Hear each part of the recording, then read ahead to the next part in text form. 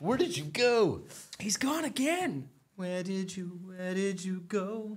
I think this gun regulation is actually okay. Bernie Sanders is a figment of my imagination.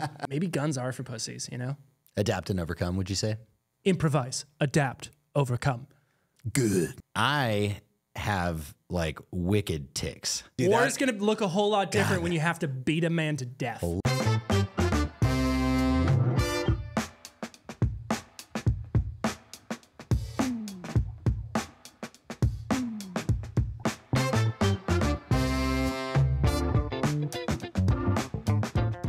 Pop a calf drop, so I'm not calfing the whole time. You want to know what's where did you go?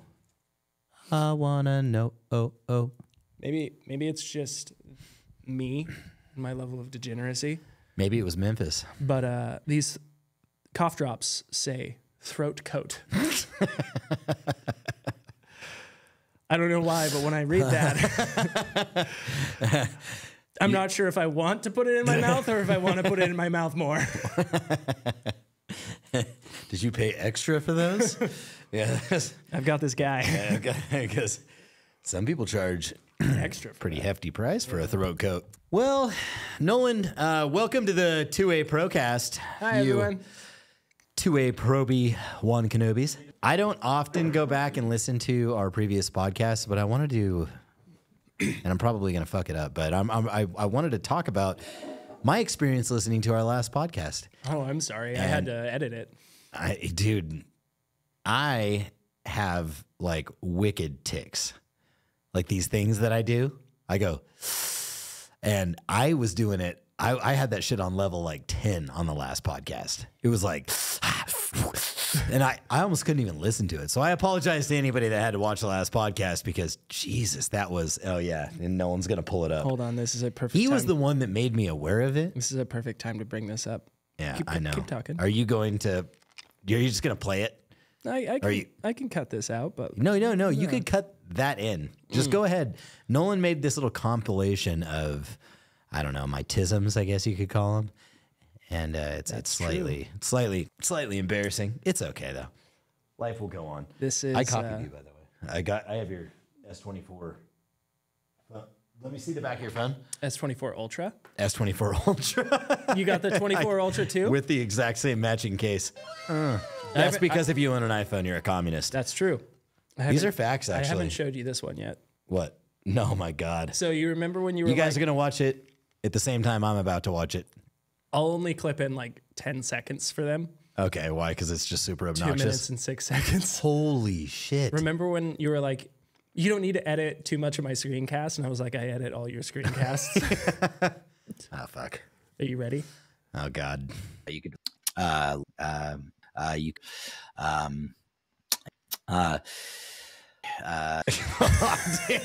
dude. Okay. Make it stop. Okay. Make it stop. Holy shit. I didn't realize I was that bad. I'll do better. I have to be cognizant of it. I also, if you guys are watching this, if I get really deep in thought and I'm trying to figure things out while I'm speaking, I take my hand, like my finger, I guess, and I don't even realize I'm doing it, but I do this little thing and I trace on the outside of this logo that's here on the table. Nolan will start looking at me like I'm insane. Only then do I realize I'm actually doing it. I'm like watching you, just like back and just forth. These little tics, man. And everybody's got little tics. Everybody's got tics. Everybody's got them. I haven't really seen yours. Your brother has some. Bryce has some. Bryce has some tics. Bryce has some tics. He's got some little things that he does. But you don't have anything that are really unique to you. You're fairly normal in that capacity. Mine are mental tics. Mental tics? Yeah. Okay, yeah. Well, I know you have these little outbursts. Somebody will be having a very serious conversation. It's Tourette's. I think it is like borderline because like somebody will be talking about, I'll be like, yeah, I went, what are you doing this weekend? And I'll say, oh, I'm, going to my uncle's funeral and here's what happened. And I'll be going into it. And like in the middle of me saying that, you'll crack a fucking joke. Yeah. Specifically about one word that you said. Yes, but yeah, it had nothing to do with my uncle dying. It's a single fucking word. That's it. It's like, I'll try and think of a good example here. Yeah. I'll be like, my uncle died, and he'll be like, your uncle fucker? Like referencing South Park or something like that, right? And just, I can't think of any examples, but I'm sure you could pull them up in just pull up any podcast. Oh, yeah. Any of the old podcasts, because I'll be talking, and you and I don't know, you'll say something. I've worked really hard to stop myself because I know it interrupts your train of thought. And I really want you to like finish what you're thinking about. And I'm the worst train of thought to interrupt. My train derails sometimes completely. I actually have. And I hurt people. I actually have my train. It derails. And then people get hurt. It's the trolley problem. It's the trolley problem. Anyways, I have a module that I want to go over with you because you kind of start explaining something and then you just kind of stop explaining something and you're explaining something else. Oh, do I need to redo it? Maybe. I want to go over it with you. Okay. Like you can kind of track along, but like there's definitely more that you could have said or finished like the thought. Got it. You know what I mean? Yep. Yeah. That's cool. Well, I think what you should do is leave the module exactly as it is. Clip this podcast into the middle of the module and then have me just fix it right after that. That way the person watching is going to be like, oh, I see what's happening here. I see why you clipped in from a different day. Yes. Which is, he's talking about the 2A Pro course, which you can be a part of. If you're interested, sign up at the link below. Teach you how to build a business in the 2A community. And the community is really the best part about it. And if you're not on Discord, get on the Discord. What are you doing with your life? The Discord's the coolest spot. It is. It is truly a communist community. It is a communistic community. No, it's a commune. It is a place. It is a place where people go. Not degenerates, actually. Even though we are degenerate in nature, you guys are great human beings. And I love all of you very, very much. And you're great to get in there. A lot of support. There's a lot of support for mental health. There's a lot of support for your fitness journey. There's a lot of support for maybe addiction. But there's a whole lot of just good dudes and dudettes in there wanting to talk about the Second Amendment, wanting to preserve freedom and be good people. And that's the coolest part, is because we are, I wouldn't even say we're building, we have built, you have built a place where people can get in there, share their opinions, and still just enjoy things. Yep. The biggest problem with fucking the internet today is people don't want to let people just enjoy shit. Yeah. And you can enjoy shit here. Yeah, not everybody has to be right. I feel like the Discord, look, if you guys have a problem with social media, because every time you go on social media and offer an opinion, somebody gets on a comment right below you and then begins attacking your mom. This is not the place for you. Not the place for that. But that's what I'm saying is like, this is the alternative to it. So if you like to go on social media and comment and talk about guns and people are just assholes out there, the Discord, I feel like we've cultivated a culture where people don't do that. Like and if they do, like, get the fuck out of here, dude. Yeah. It's more of like, we'll give you hey, a couple I like this gun. Or, hey, I don't like this gun. Or, hey, I think this gun regulation is actually okay. No, I don't think any gun regulations are okay. But there's a reasonable conversation that that happens within the Discord. And even other people will kind of, there's checks and balances. We'll be like, hey, man, tone down the inflammatory rhetoric. We're just trying to get along here. Yeah. Still freedom of speech. Say anything you want to. It's fine outside of the bounds of like, legal problems.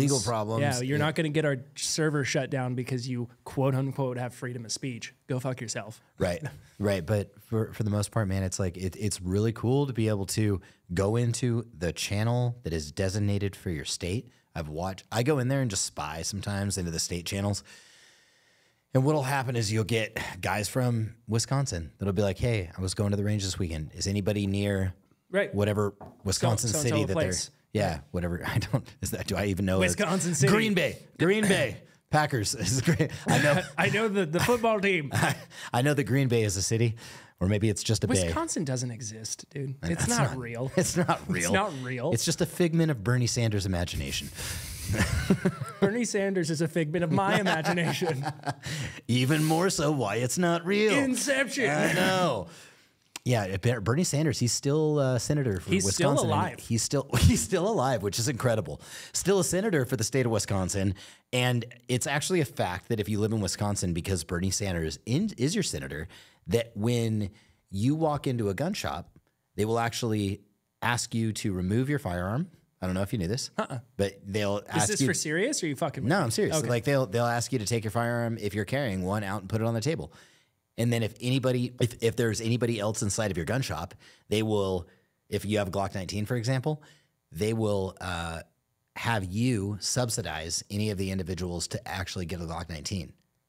You're fucking with me. Everybody inside of the shop that leaves will have to leave with the same gun. You're not allowed to have a nicer one or is not a nice one. And that's because Bernie Sanders is a communist. Right. And that's what communists do. Right. So even the gun shops over there, so I've heard, operate in the same fashion, which is a really unique thing. You should go look it up. He trust owns me, you'll find more it. houses than any communist I've ever met. I know. Communism. And he still won't let me stay at any one of them. Isn't that crazy? I keep trying to ask, and he keeps saying no. I'm like, hey, Bernie, give me one. Everybody shares the same thing, right? We share the wealth. Can like, I sleep in your mansion, Bernie? I'm like, dude, bro, Yeah. let's share it here. Democratic socialism, you're all about it, which is communism. So, You know what's interesting is Bernie Sanders drives a nicer car than me. he definitely drives a nicer car than you or me. He drives a nicer car than Warren Buffett. Weird, right? Strange. Yeah. Where do you get all that money? Was it from Democratic socialism? Yeah, the number one, I mean, the ultimate capitalist, not a bad thing, but the ultimate capitalist in our society, Warren Buffett, who learned how to make his money through investments and leveraging cash and his own assets, is actually more materially humble than the man promoting communism. I'm not going to church it up and call it democratic socialism. No, it's communism. It's fucking communism. If you want everybody to have the same shit, then you're a communist. Well, you want to know one of my favorite things about not even New Age communists, but just like commies in general? They have all the opportunity to go and be communist. True. All you got to do They is... just don't, and because they want you to pay for their shit. That's true. You could just move to a communist nation. All of the communists in the country could find a spot in like Indiana because there's nothing out there. Yeah. And they could just be like, I love how I agreed with you without really thinking about what you doesn't just matter. said. It's true. And then they could just start a commune and share everything. Yeah. They could do that, but they don't. You could find all of your friends if you're out there and you're listening and you're a communist. You could find all of your friends. To all the communists listening. And all the people that wanted to share the same thing and just go out and have all the same things. You could. You could. You could actually do that. You could. Within the United States of America. And not try and force everyone else who doesn't want it to be a part of it. It's very true. Yeah. That's a very, very good point. I'm supportive of you. Just leave me the fuck out of it. Yeah. Go be a communist if you identify as one. Yeah, if you identify as a communist, as a communist, just go and be a communist in Indiana, I guess. Yeah, I don't know if Indiana would let you. Wyoming? I don't know. No, definitely not Wyoming. See, these are all states that won't allow you to be a communist. If only there was a state that would allow communism. Oh wait, no, there's a anti-communist act that was in place in the United States. It's actually illegal to be a communist in the United States, by the way. Oh, really? Did you know that? The Anti-Communist Act. Oh, did that come out in like the 60s? I think so. During the Cold War? Yeah. Here, I'll sure it did, find out when exactly it was. But yeah, I can imagine that was probably a thing. We were scared to death of communism. I'm still scared to death of communism. Yeah. Well, I mean, to the point where we were, actually... the Communist Control Act, 1954.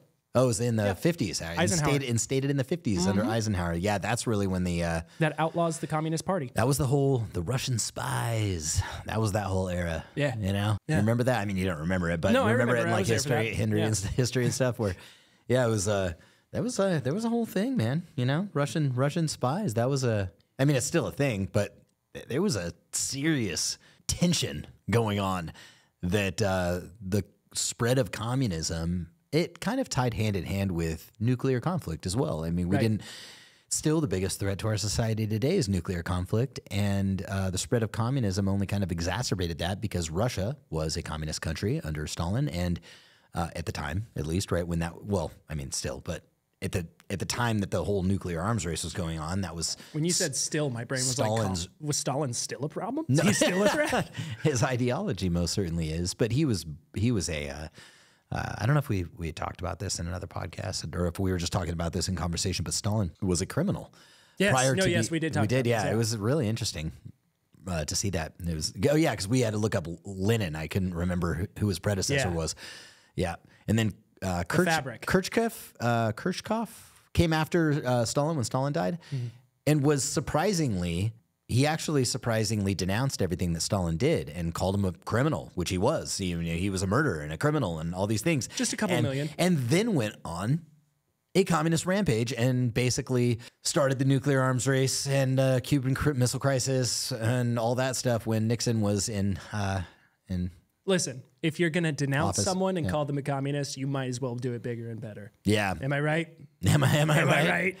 The guy that came after Stalin was famous for saying this. This is really interesting. He said, "Don't worry, we won't execute these 100 megaton nuclear warheads because if we did, we'd break our own windows." That's, and we took him seriously. That's bothersome. Bothersome. Well, apparently... Nobody should have nuclear weapons. No one. Do you know... I wish we could all come together as a world. It'd sound real, and it's going to sound real... Real communist? Real communist. And just kind of, maybe flamboyant a bit, but it's ambitious of us to say that can we just all come together, every single human being in this world and every single government in this world, and say, hey, can we all check and balance each other, destroy these nuclear weapons, stop making more nuclear weapons, and agree mutually between for the betterment of the human race so that we can live maybe a few more generations, that we can just all stop making and having nukes. And I know it's just damn near impossible, but God, it would be on a world forum, it would be an amazing thing to happen if we could just get rid of these fucking things, dude, because there's one thing that terrifies me, and it is that. I mean, there are other things that terrify me, like spiders, Nancy Pelosi haunts me in my dreams. Skin bag? Like just her face, really. I imagine Nancy Pelosi gets to the house and she like unzips and she's like, and like hangs up her skin. Yeah. In the morning, she crawls into it. Just a fucking lizard just crawling into her skin. Peels it back. Jesus Christ. But yeah, nuclear weapons and Nancy Pelosi scare me. To be honest with you, I've kind of, in my age, in my many years, I'm kind of getting to the point, where I'm like, maybe guns are for pussies, Like maybe we just need nukes? No. Oh. No, I'm like, shooting someone? Maybe, you're saying, let's get rid of all the guns? Let's get rid of all of it. And let's then go back to beating each other to death. May the best man win. Yeah, like all armies, just hand-to-hand combat. Swords? No. Just pure fists. You have to beat each other. Dude, War is going to look a whole lot different when you have to beat a man to death. Holy shit, that would be... Okay, so let's talk about this real quick. What nation would win, and I know it wouldn't be ours, if no weapons were allowed? You imagine you had a little genie lamp, and one of your wishes was, I want every weapon that could ever exist to be used against a human being, all the way down to a fucking spoon, be eliminated. No nukes, no nothing. And we got into a world war. What country would win? Dude, it's... pure hand-to-hand combat. Okay, so... The inability to grab anything other than maybe a rock off the ground and hit him over the head with Let's say it's all equal numbers. It's going to be between Texas and the Aussies. I think you're right. Dude, I'm telling you right now. I think you're right. Texas and the Aussies. Aussies, because those motherfuckers, they're like the Brits. Yeah. Except they're more twisted and they were all criminals, so they're much larger. What about like Brazil? No, dude. And the integration of jiu-jitsu. You don't think there's any hand-to-hand combat in any country that's trained over a population that is more so trained in a heavier in a population than would be in another country? Listen, you see what I'm saying? I would like to actually train some more jiu-jitsu with some top-tier pros. I am very amateur at Brazilian jiu-jitsu, but I do still kind of hold in my mind, don't get that close to me if you're trying to kill me, because I'm going to scoop out your eyeball. Right? Yeah. Because all is fair in love and war. Yeah. So like, and there's nothing off the menu. Yeah, like comes to that, yeah. I look at wrestling. Like, don't get me wrong. A lot of the time it goes to the ground, but I look at wrestling and BJJ in kind of that light of like, you just gave me access to your sensitive bits. Oh, that's true. Right? Like, yeah, if I can get my finger in your eye, I will. Like, I'm going to survive. Right. I'm not going to play fair. True. I'll kiss you. I'll bite your ear off. Like, you don't know what's going to happen. I'll suck your dick, dude. You're going to love it. You don't know. You're going to fall in love with me, Yeah, dude. I'll get you hard. All the blood will leave your head. You won't be able to think. You're going to propose to me. Yeah. But, you know, you get into that area, and that's just where my mind goes to. But again, I want to practice that more on a scale of like, hey, I want to get like a professional and be like, hey, I'm going to try this. Like, let's fight. I'm not actually going to claw out your eye, but let's play. Like, let's go. And like, if you can keep me from getting your eye as we go down to the ground, Right. then we're talking here. Actually getting your like fingers into their larynx and like ripping their throat out, right? Yeah, If you can, you know, things like that. You grab somebody's lower jaw hinge, dude. Oh yeah. Yep. Give it a little crank. I got a pretty strong wrist. I'll bet you were single for a while. No, that doesn't stop me. That doesn't stop me. This libido's off the charts. Well, what do we got from the? And here's the other thing: if you're listening to the podcast and you get into the Discord, then you can contribute to the channel in the Discord that says podcast questions, and then we will go through here and answer the questions. Which most of these are from the Discord. So cool. If you're contributing on YouTube, I'll still check, but I don't count you as highly. Oh, nice. Yeah, You got to be a contributor. I don't know. That was kind of mean. Was that mean? Not really. I don't care. Yeah. Well, you got to get in there and give. If you want to get, you got to give to get. You got to give That's to the get. way the world works. Give to give. And speaking of giving, there's giveaways that we do in there. Also, I'm just kidding. I love you. You subscribers. You complete me. Yeah, you don't have to go to Discord for us not to love you. But you should still go there. And Anyways, if you absolutely refuse to go into Discord, go ahead and leave your questions. I'll still check it. I like to act tough. In the YouTube comments, though, for real, if you get in there on God no cap, on God no cap, you can leave what you would want us to talk about in the next podcast and ask a question, provide some input, and we shall do so. We shall, offer our nonsensical opinions on it as if they matter. Our nonsensical opinions. So, and I will say this, even though, yes, I know we're trying to move on. Nope. What is really cool not is S24 boys. What we just heard was pretty much twice in one day. That's two times for people like me. I got some feedback from a couple different guys that heard me talking about substance abuse, getting sober, doing things, being a better father, being a better human, being a better friend, and how just listening to the podcast and understanding that that I was going through it and they could get through it too has made a huge impact on their life. And that is very meaningful. And I can say in all certainty that when it comes to overcoming any sort of addiction, it doesn't matter what it is, dude. It could be, and real talk, I mean, and I'm not making a joke here. It could be porn. It could be an addiction to gambling or whatever it is. Anything. Yeah. You could be addicted to video games. You could be addicted to drinking, drugs. Yeah. All of these things things can fuck your life up fairly equally. It's really important to note that community and understanding that identifying with another human being that's going through the same thing is very, very powerful. And so while I don't sit in here and offer a particular solution to getting sober, getting around people that are sober is a really good start.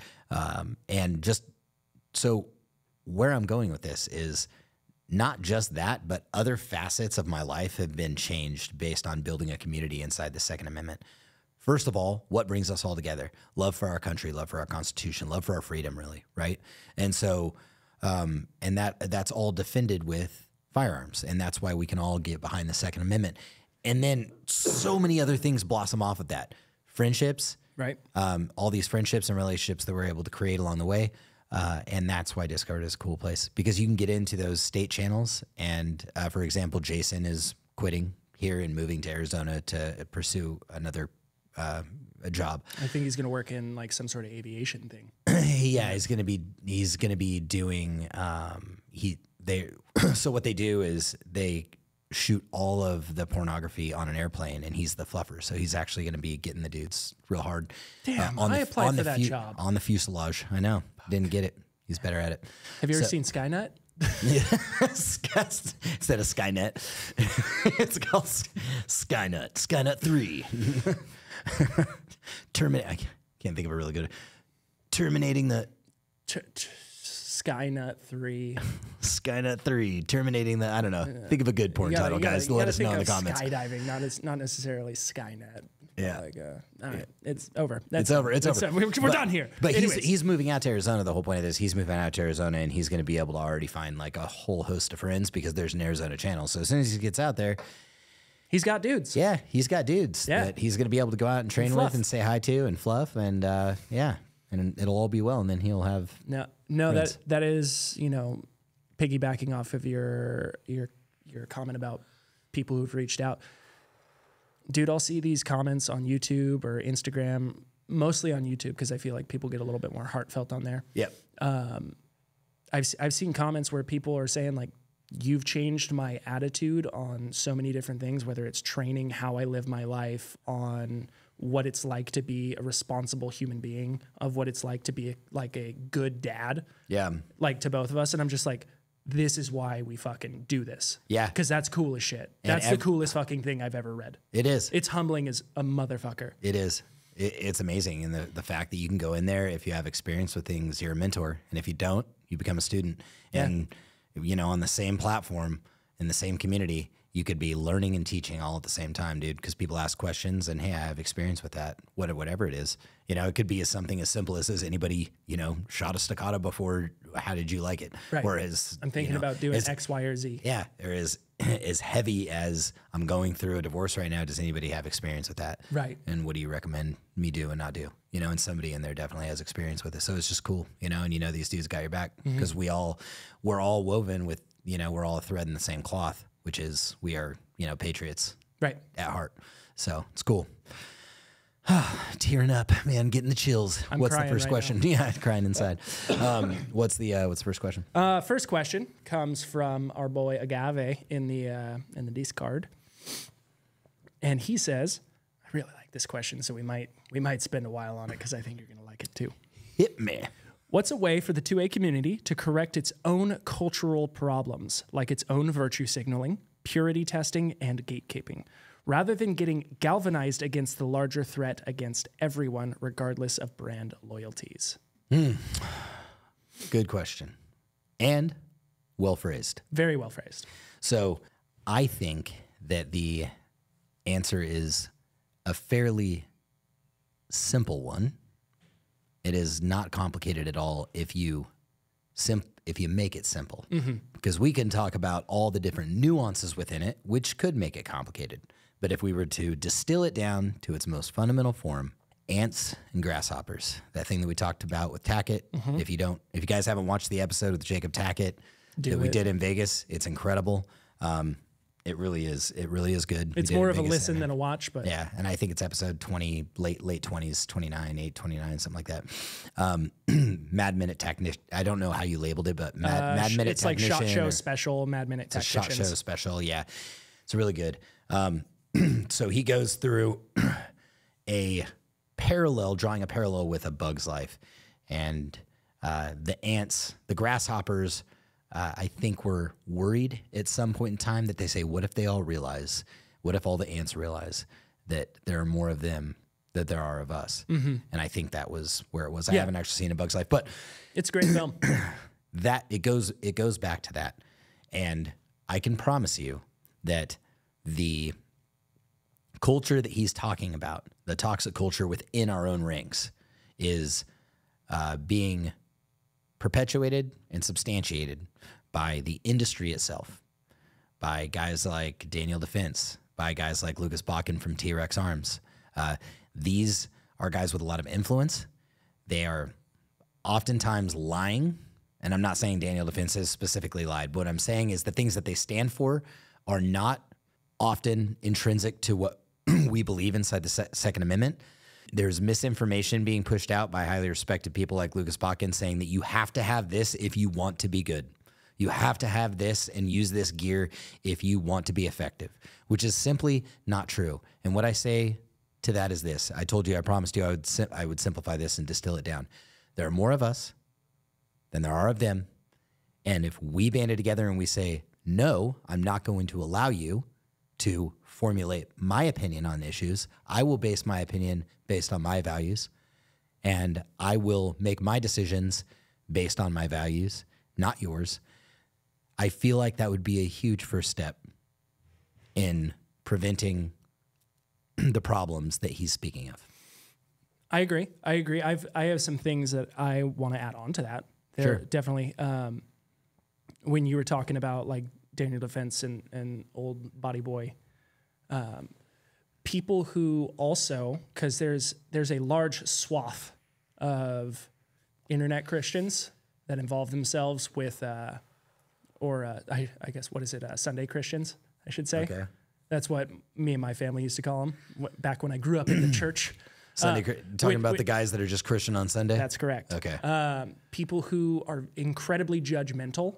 Yeah. Right. And they pull this holier than thou kind of thing. And it's like, dude, if you're going to play by Christian values, why don't you remember your Christian values? Yeah, Isn't it something like he without sin cast the first stone or something like that, dude? That's how it goes. You know, this was brought up into my mind because an OnlyFans model is recently saying like she is like turning to God and shit like that. This isn't Christian cast, by the way, but it just brings it up. And people are fucking split on this, right? People are like, oh, does she think that she can find redemption? And people are like, yeah, she can. You know, and it's just like, guys, like this flows into everything, not just this OnlyFans chick. Yeah. It's like, we all suck. Yeah, should people not allow to be a better human being? Right. When they realize the things that they were doing were wrong? And it's kind of like the Daniel Defense thing, right? Like if Daniel Defense comes out tomorrow and is like, hey, you know what, fuck the ATF. We're going to put Instead of saying, yes, the ATF should not be abolished? I would go out and probably still not buy one, but like I would support the company. Of course. Right? Absolutely, dude. Yeah. Because that question was posed between ourselves, I think, which was if they change their stance on that, are we gonna accept it or not? Yeah, you know, and actions speak louder than words. So, okay, if you're gonna change your stance on that, are you going to lower your prices and offer your quality equipment, which they're quality, at prices that Americans can afford, or are you going to continue to gouge them because you have military and police contracts? Right. So your actions will speak louder than words. Are you for the citizen or are you not? Right. And if you're for the citizen, then you will retract that comment and rescind that comment that the ATF shouldn't be abolished that they made. And you will prove that you believe that by giving citizens the opportunity to protect themselves with your equipment. Right. And it, you know, another thing that plays into, but I want to say this because that also sounds, that also sounds a little communist of me. We are in a free market society. Right. If you want to charge $10,000, $20,000, $80,000 for your rifle, you're allowed to do it. Right. It doesn't mean that you're a communist. It doesn't mean that you don't, you know, but it would be a good signal as to your, not a virtue signal. It would be an actual signal to the community. That's what I mean by that. It would be a signal to the community that you mean what you say. If you're like, by the way, we understand what we said is wrong. Here's what we're going to do to make up for it. Here's a rifle. Buy us for the people. Right. Here's the cool. DD-M489. For V89. V89. Yeah. That, and stop suing other gun manufacturers because I will say this. There is a guy who we do business with on a regular basis. I like him a lot. And he's he owns and manufactures for another firearms company. And Daniel Defense sued him for the use of V in his firearms. And he was just trying to distinguish his virgins. Yeah. Distinguish his virgins. He was previously a side bomber. He was trying to distinguish all. And the whole point was they sent him a cease and desist, and they made it hard to do business. They made it very difficult on him because he had all these rifles out there with a V designation on him. And it's like, dude, Daniel Defense, you don't own V. You don't own micro V. You don't own micro. Aim point. You don't own micro. Red Cross. You don't own the cross. Dude. Or the color red. And so that goes into if we're talking about it to answer this question, if we're talking about it from a community perspective within the Second Amendment, then it starts with us. Right. What do we choose to allow to have power over us? Because we give the things the power. Mm-hmm. We do. Yep. We give companies the power to make decisions in the industry because we're the ones purchasing from them. So if you don't believe in what they're doing, stop buying their shit. If you don't believe in what they're doing, stop affiliating with people who buy their shit, right? And make a stance. Don't create more division. And along those same lines, it kind of says, which is kind of saying do this and then don't do that. But it's also be accepting of other people's choices, right? Right. Doesn't mean you have to hang out with them. Doesn't mean you have to be their friend. But let people know, hey, this is who I am. This is how I feel. We all have the right to do that. And just don't associate with people that, you know, don't do that. Right. Because, you know, birds of a feather, right? Right. You are the product of the closest people that you hang around with. And I choose to surround myself with people who have values that align with mine. And at the same time, I accept the fact that, like, dudes want to be women. Believe it or not, I accept it. I just refuse to acknowledge that you are a woman. You're not. If you're a dude. Yeah, you can be If a you're chick. Like, you can dress, you can go get the surgeries, all you want. Do whatever the fuck you want to do, man. I don't fucking care. Yeah, but don't make me call you sir. You're not. Or ma'am, or whatever the fuck it would be. Yeah. It's ma'am. It is ma'am. It's ma'am. Yeah, no, it's not, dude. It's fucking sir. You're a dude. Yeah. As far as I'm concerned. You can't make me call you anything other than a dude. Yeah. Right? So if you want to be a chick, go be a chick. But I don't have to Acknowledge. you can identify as a chick. I don't have to acknowledge that you're a chick. No. I have no obligation to do that. And kind of taking that same sentiment and rolling it into this, if you're not a Gucci boy and you like Tacticon gear and you like going out and training and spending your money on ammo instead of spending your money on gear, okay. Sick. That's awesome. But don't shit on the guys that do like nice gear. Right. You know what I mean? Like, Yeah. if we just fucking, Don't if we call them Gucci coexist together. queers. Yeah.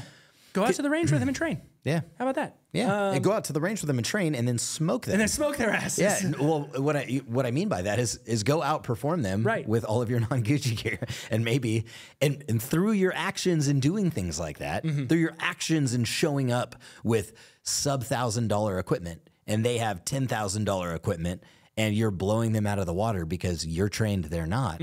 They might say, oh, maybe my next purchase doesn't have to be a Daniel Defense rifle. Maybe I could have spent that extra $3,000 on ammunition and go out and train. Yeah. Holy shit. What a concept, right? Yeah. And you're proving it. You're not telling them. You're not doing anything. No, you're just doing it. You're showing up next to them, and you're being respectful, and you're just letting your actions do the talking. And Right. in my opinion, I think that's the best way we can go about this. I mean, it's a great example of, like, you like ARs. Of course. I like AKs. Yeah. Can we still go shoot together? Of course. Does it fucking matter? Yes. Yeah. I'm You're no, right. It does. But yeah, You know, it's as simple as that. You can go out and shoot with an AK, and I can go out and shoot with an AR, And we can go have a great time. and we can talk a bunch of shit to each other. Yeah. In a friendly way. Playfully way. But what you see is it's so inflammatory online. The AR, Well, because you AK, can't get punched in the face.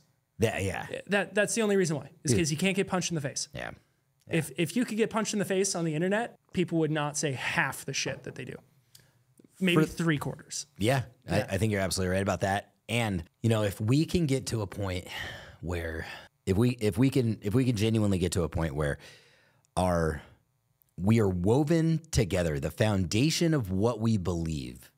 If we can, how do I put this? I'll do it better like this. Do it better. I'll do it better. Do like better, this. Jake. If we can coexist on the same foundation, on the same bedrock of values, that the Second Amendment matters.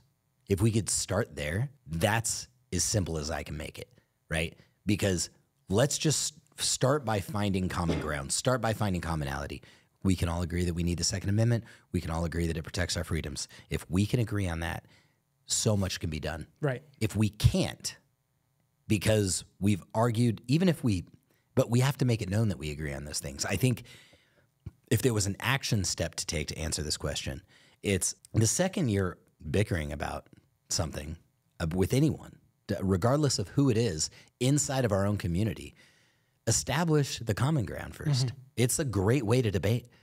Hey, can we agree that the Second Amendment protects our freedoms? Hey, can we agree that training matters more than gear does? Hey, can we agree that, right? If you can establish these commonalities, then now you can have productive, legitimate arguments about AR versus AK, right? Then the argument, then it's great. Then you've got some common ground. Now we've established common ground. We're already friends. We're already homies. We're cut from the same cloth. Cool. Let's go into debate, the great ARAC debate, Right. So I think it can be wrapped up super fast in just the super simplest answer, right?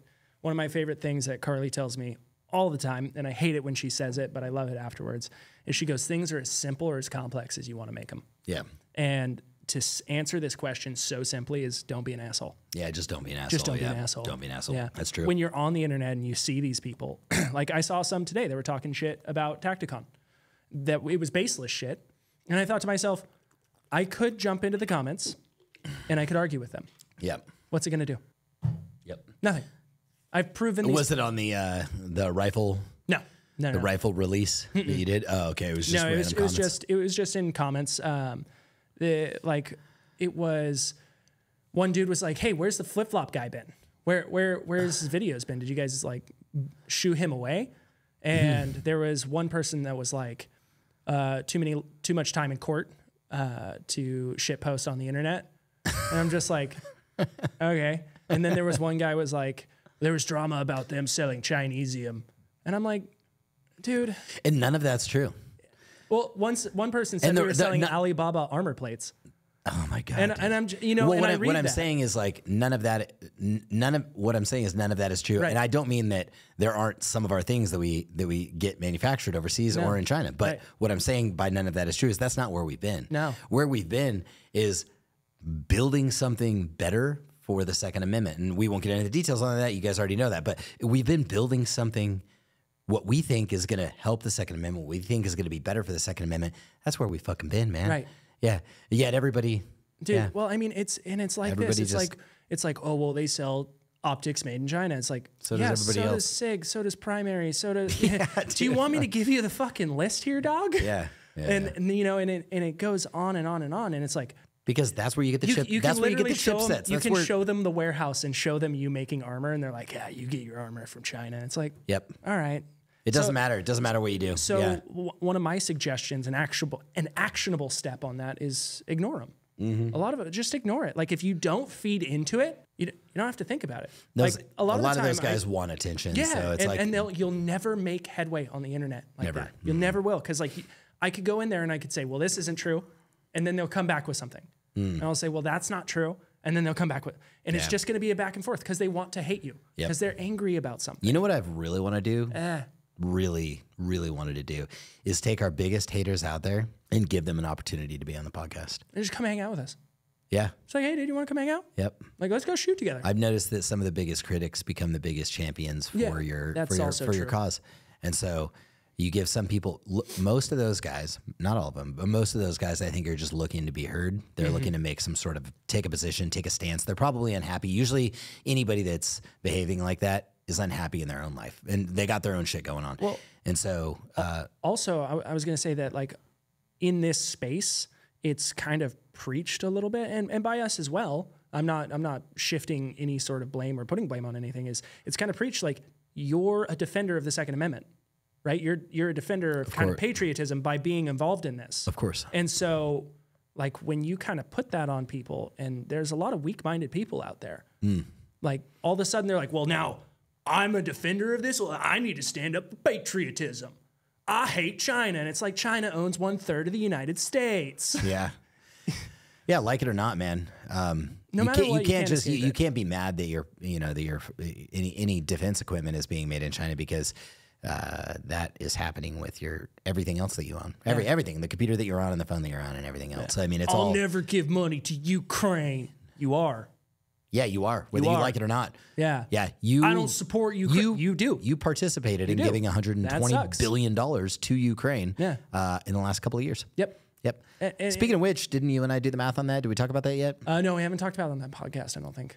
Yeah, we haven't talked about it, but Nolan and I sat down and did the math last week. It was a very interesting mathing. And I think pulling it from memory, I'll do the best I can.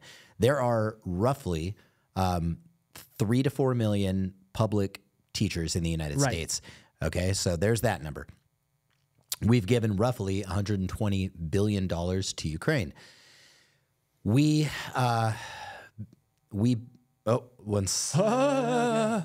was going off. Okay. Your vibrator. The vibrator's going off. So if we've given $120 billion to Ukraine, you can check my math, 4 million public school teachers. My biggest thing about how are we going to do better for the future of America is better education, better education system, obviously, and getting shitty teachers out of there and getting good teachers back in. Yes, and allowing the hitting children again. Yeah. Hitting children would be great. Getting an education system that doesn't shove political ideology down their throat and actually pushes education and instills knowledge, right? Instead of knowledge of what you want them to think when they grow up. Now, history is going to be a huge part of that. And the reason why I bring all this up is because if you've got that many teachers and we sent that much money to Ukraine, and you got 268 million, roughly, tax-paying citizens in the United States. Now, I know there's more, but then there's people under 18 that don't work and, people over 65 that don't work and people that just don't fucking work. But if you've got 268 million taxpayers in the United States, roughly, and you divide that by the 120 billion that we've given over to Ukraine for the last 2 years, we surmised between you and I that you could give every public school teacher K through 12 in the United States almost a $50,000 a year raise. Yep, it's doubling their income. If we chose not to do what we were doing in Ukraine, we could have. And it's like $40 a month. You could have a tax. It's a $40 a month tax for every tax-paying citizen. Yeah. So just like to. Oh, that's true. Right. It was $40. It was $40. It's like $40 a month. Yeah, it's crazy. No. It was less. Remember, it was 11. It was like $11 a month. No. It's 40. Because it was like 30 that we calculated at like 90 billion. Oh. And then we went up to like 40. Oh, okay. Got it. But it was something fairly negligible. It's less than, but that's less than fast food these days, dude. I know, it really is. Yeah. Speaking of fast food, California has now $20 an hour, baby. California has a $20 an hour minimum wage for any restaurant chain. So fast food, whether it's Pizza Hut, McDonald's, Taco Bell, or any franchised model that has over like 20 or 30 restaurants. So if you've got 20 or 30 restaurants throughout California. I saw a thing, I don't know if it's accurate or not, but I saw a thing that it was like California, since they raised it, like a bunch of businesses like McDonald's, Pizza Hut, and I think like Burger King have laid off like over 40% of their work staff. Yeah, they're laying off work staff. You know what they're also cutting back hours. So great job, California.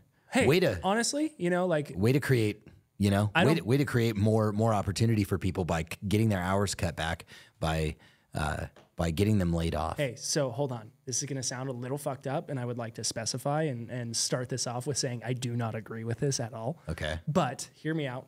Fucked up back route way. Yeah, stop working your fast food job. Stop doing that. And now it's shutting down all the fast food places in California. Oh. Now you can't get fast food in California. You have to eat healthier. Oh, God. Get fucked. Yeah. I know that's a bit contentious.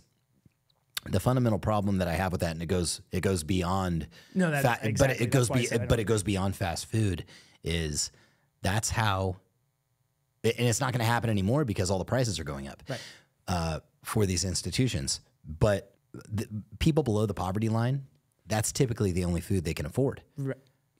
True. Yeah. And now you have taken. I don't know, dude. I'm seeing people with food stamps coming out with way more food than I can afford. Maybe, yeah. I mean, it's quite possible. It's just I know that I've read up on a few things and seen some articles here and there just about the average price of a pound of broccoli versus being able to get 4 Big Macs, and it's just it's pretty incredible that some people feed their family, and because that's the only way that they can fucking feed their family on it. And obviously the capitalist in me says, well, work harder, work longer, do better. Not everybody, I get it, can do that. Right. So I do have to have a bit of a fucking soft spot in my heart for it. I've been broke before. I've been poor before. I've been homeless living in my fucking car before. I really legitimately have lived in my fucking car. I swear on everything. When I was younger, I was just kind of sleeping on people's couches where I could, things like that. But eventually I had to get out of that. Eventually I had to say, like, enough is enough, and do something different, do something better. Take the opportunity that America gave you and grab it by the nuts and actually the horns, really, and go all the way with it. Anybody has the opportunity to do fucking anything in this country. And if you don't believe me, just hop on, just go in there and watch some international news, and just on a daily basis, just track Haiti. Dude. right? Just track the Haitians, and the Haitians are the most impoverished country in the Western Hemisphere, and it's crazy to see what the United States government has actually done to that country. Dude, if you live in America and you say you can't, hit yourself in the face, bro. You can, dude. Dude, Anybody can. You could literally go to California and get your gender changed. Go check any immigration. Go up to anybody who's immigrated to this country and tell them that you've got it bad, dude. Because they're gonna look at you and say, "Are you fucking kidding me?" Because came to this country in a few short years, I was able to do X, Y, Z, A, B, and C. I bought and 4 Rolls Royces. Yeah, I know, dude. That's the reason why you see this. This Indian and Middle Eastern and Asian wealth in this country is because they will come from impoverished areas and go, holy crap! Like if I just work hard, like if I do the thing, I get all these like benefits. I'm allowed to do that. Right. You know what I mean? So I can have 3 jobs and people will hire me and I could work around the clock and make a better life for my children. Like yeah, dude. If it takes that, then it fucking takes that, man. Like right. You got to do the thing. So. But going back to the $20 an hour minimum wage, it's such the most fundamental problem that I have with that, with minimum wage in general. It wouldn't be a problem if to solve the government's inflationary issues, you have simply raised minimum wage. So here's what happens. The government decides to shut the whole fucking country down, and I get heated when I talk about this shit. You want to close businesses, shut the country down, fuck up the entire supply chain, screw up the entire world's economy because you wanted to do some social experiment on whether or not the sheep would listen to you when you're going to do a thing, okay? So you go do this and fuck the whole world up, the whole world economy, and you want us to pay for it? How do you pay for it? You dip into the not-so-federal reserve, which we don't get a choice whether or not you borrow from. Then we've got to pay for that. Then I don't even think the government has a choice if they have to borrow from them. They're like, hey, you're going to borrow this much money. Yeah. And we're like, Yeah, nobody gets a choice. You get to go in there and just dip into it whenever you want, spike inflation, and then come back and make business owners pay for that inflation. Yeah, hey, dude. the price of everything is rising. You got to pay people more. Fuck you, dude. You pay. It is the only time in history that you will hear me. It's the only time ever that you will ever hear me say, I think people should get money from the government. And I think they should. And I mean actual money from the government. And here's what I mean by that. You want me, and I'm not talking about our government. I'm not talking about our taxpayer dollars sitting in a bank account. What I'm talking about is government officials. Government officials should have to take pay cuts so that other people can get paid more. And that money needs to go in a pool. So collectively, for example, this is what needs to fucking happen. They need to say, how amazing would this be if the government stood up and took some fucking ownership and said, hey, collectively, we are going to take a 25% pay cut across all elected officials. That money is going to go into a pool of what normally would have been paid to us, and then it is going to get redistributed to those people who have been disenfranchised, businesses included, because of this fucked up COVID policy and the spike in inflation. We will pay for the things that we caused. right. Not we will make the employer pay more money for minimum wage to pay for the printing of money that was done by the government. Fuck you, solve your own problems. Take a pay cut, put it in a bank account, redistribute that to the people that matter if you care about the people so much. But we are not here to solve your problems for you. You did that, and we didn't get a fucking choice whether or not you did that. You just did that. The communists can go live in their own commune, dude. Yeah. That's the thing. The government just makes you do it. They want to force you to do it because they don't want to do it. They want to make it look like they're doing something for you, except they're making you do it. Yeah. Yeah. Yeah. How about instead of you institute a minimum wage, you put a maximum wage on your own fucking salary? Yeah. Yeah. You don't see Governor Newsom. Governor Newsom. You don't see Gavin Newsom fucking cutting his paycheck to give minimum wage workers more money. No, you don't. That'd be a good start, though. Yeah. That'd be a great start. Yeah. Right? Why not? Here, my check, my entire administration, everybody in the government, we're going to vote on whether or not we take less money so that could be redistributed to for every $16 an hour earned, another $1 an hour or $2 an hour will be put into that pool. Right. Yeah. Whatever it is. Anyway, that was quite the tangent from the first question that we had on. I mean, they could take the billions of dollars per day that are earned. that are earned from the fucking gas tax. Dude. Now, you know, Where the California's fuck still in does a that deficit. go? No shit. Yeah. 50% on my diesel is what? Really? 50 not 50%, 50 cents on every gallon on my diesel. Isn't it like Where are you putting that? 68 cents? Maybe now. On Could be now. and here, let's. Yeah, I mean, you could look it up. I'm doing it right now. How something. many gallons a day used in California per day? Apparently, in 2022, 13.6 billion gallons of gas were sold. 13.6? 13.6 billion. So I got to turn my calculator sideways. Hold on. Okay, 13.6 over the course of an entire year. 2, 3. And tax that at 0.68. All right. So just multiply that number by 0.68. And you got 9 numbers behind your 13? Yep. 0.68. That's 9,248,000,000. So where'd that money go? 68 cents on every gallon. Yeah, where'd that money go? Where'd your $9 billion go, guys? $9.2 billion go? Didn't go on the highways, I can tell you that much, because there's still potholes and still I congestion. almost blew out my fucking tire the other day on the highway. Oh, yeah. The highway that you pay like $9.28 billion for. Or the highway that you already pay like $1,000 a year for your vehicle registration on. I mean, I personally, for our 2 vehicles, pay $2,600 a year in registration that goes to the California DMV that is supposed to go back into fixing the roads. Where is the money going? How many times do I have to tell the government I own my car? They just don't listen. I know. I keep telling them, I keep paying them every year to say, hey, I own this car. And then every year they come back and go, we forgot, do you own it? Oh, yeah. You're going to have to pay us again.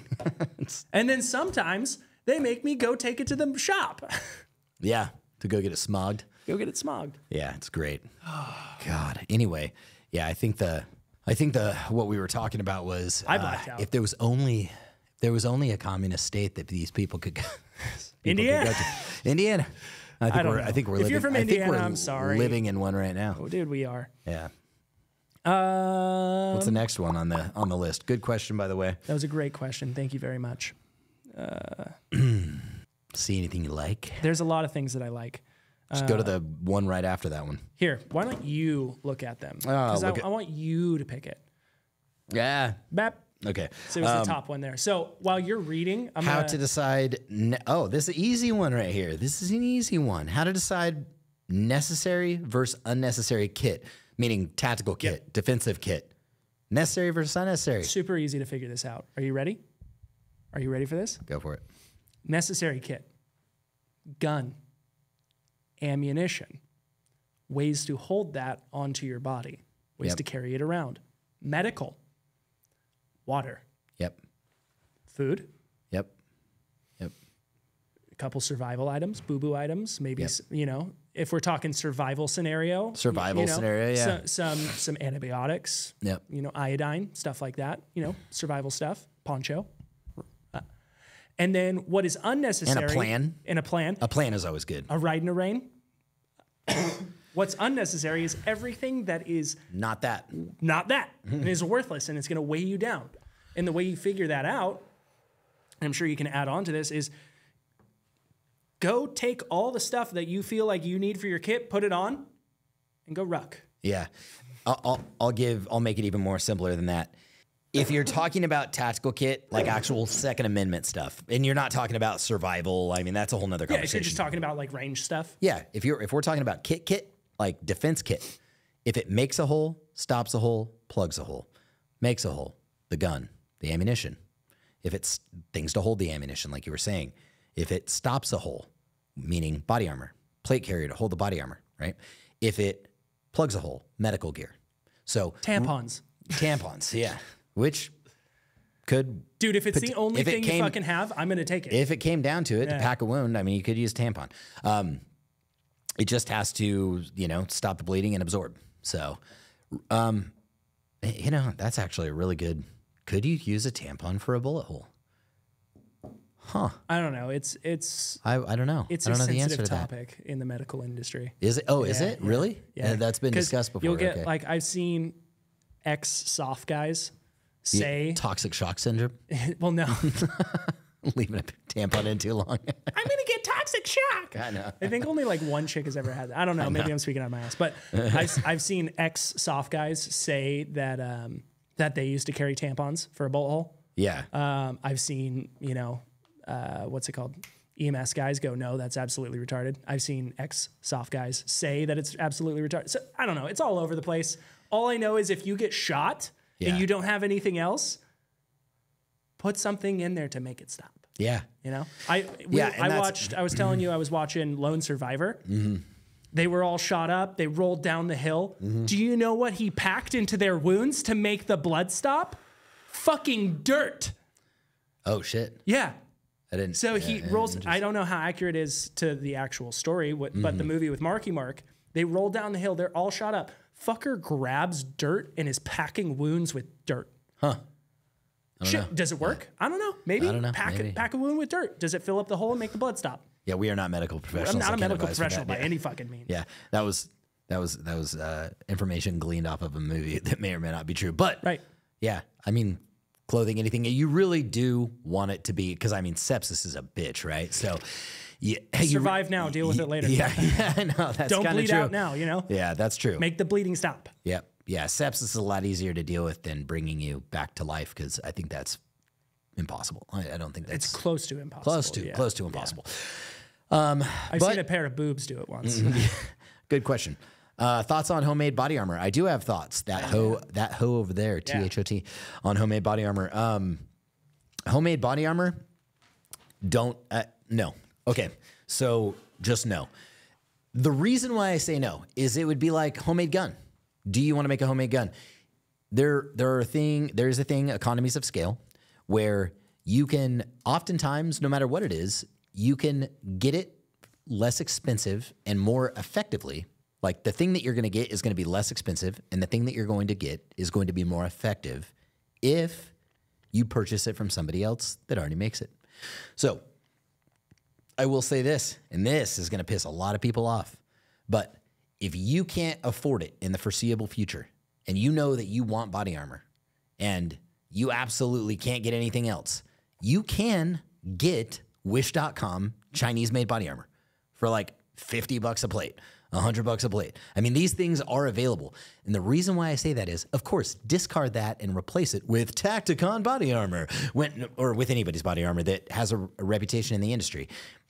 Because I've seen that shit in action. I've watched a ton of YouTubers shoot it, and they're like, oh my God, it stopped it. What we don't have is definitive data on how consistent it is.